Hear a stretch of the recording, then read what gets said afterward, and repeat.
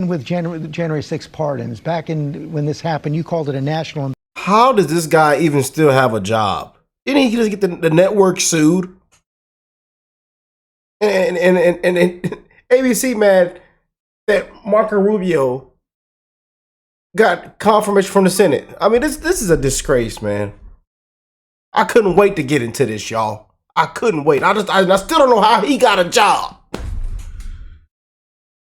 You know, maybe 15 wasn't enough.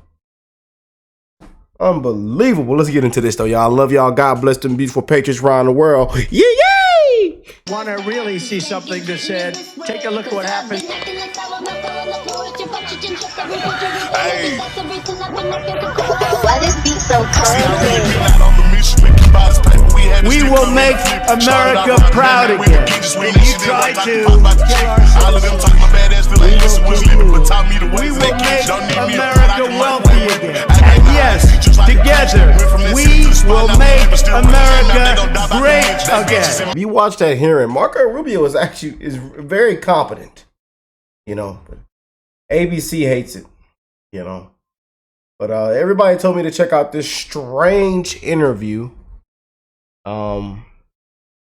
And actually they're on here and there's not a lot of interrupting and talking over each other. And so let's go and check this out with George Stephanopoulos and Marco Rubio, y'all. Let's check it out.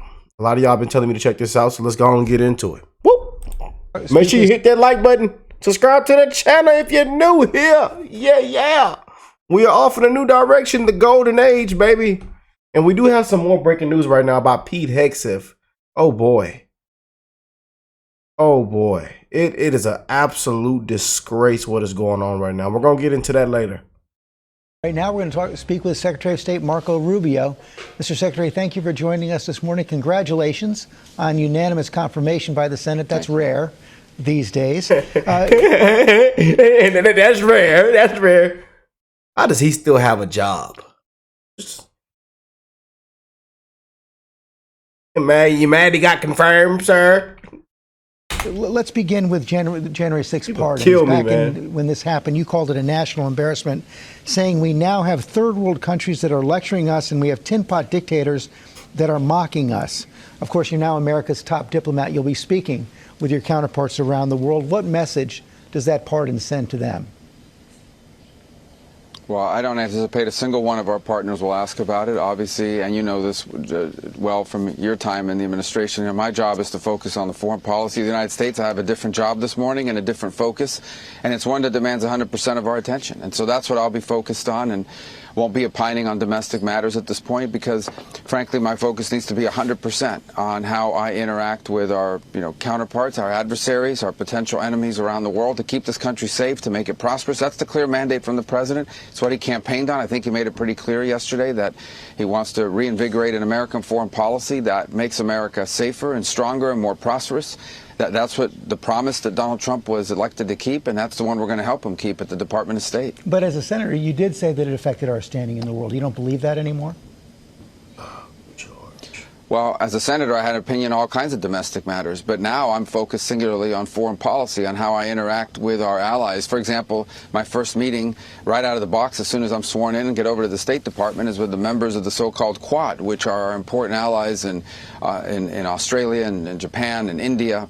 And we'll be talking to them and we'll be focused on that. None of these domestic topics are going to come up. They're going to be focused on how do we make our relationship one that increases and strengthens not just our position in the world, but, for example, freedom of navigation in the Indo-Pacific. And those are the kinds of things that we're going to be focused on 100%. And that's the things I'll be talking about. President Trump also issued the executive order to delay the ban on TikTok yesterday. As a senator, you led the charge in warning that the app poses a major national security risk. It exposes the data of millions of Americans to being stolen by the Chinese government. So why give TikTok a break now? Do you endorse this move?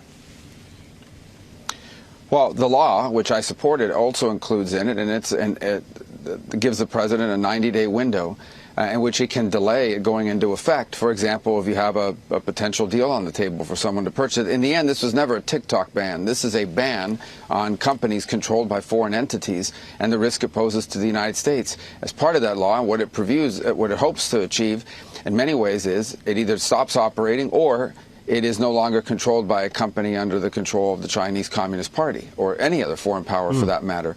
And so it gives the president a 90-day window in which to now hopefully find someone that will buy it or some arrangement that will deal with this. The law was written in such a way so it would have kicked in the day before a new administration.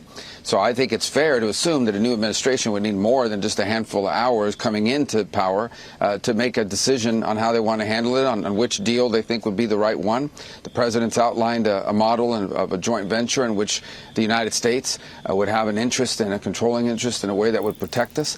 And so I think he's talked about a 75-day window of those 90 that he wants to use to see if an arrangement can be found. But ultimately, Congress passed a law and the executive will have to execute on it. But that law gives the president the right to do exactly what he's doing now, and that is to take a pause and see if there is a arrangement that can allow people to continue to use a platform that clearly people like, but at the same time protect our national interests. Finally, the president, as you know, promised during the campaign to end the war in Ukraine, even before he took office. Of course, that didn't happen. But can you share any details on how you plan to end that war now? Well, look, this is a complex, tragic conflict, one that was started by Vladimir Putin that's inflicted a tremendous amount of damage on Ukraine and also on Russia, I would argue, but also on the stability of Europe. So the only way to solve these things, we've got to get back to pragmatism, but we also got to get back to seriousness here, and that is the hard work of diplomacy. The U.S. has a role to play here. We've been supportive of Ukraine, but this conflict has to end. I think one of the most important lines in yesterday's inaugural address was when President Trump said he wants to promote peace. And I think everyone should be happy that we have a president that wants to promote peace. And that means we want the war in Ukraine to end. Now, obviously, it's going to involve complex and hard diplomacy. It has to be vigorous. Every side's going to have to give because neither Russia nor Ukraine can achieve the maximalist goals that they may have for this conflict. But he wants the dying to stop.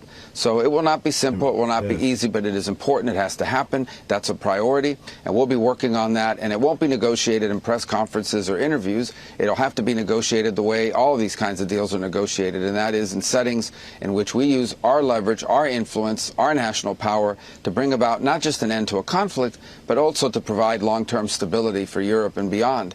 I don't think anyone wants to see a conflict end only to see it restarted 2 or 3 years down the road. Mr. Secretary, thanks for your time this morning.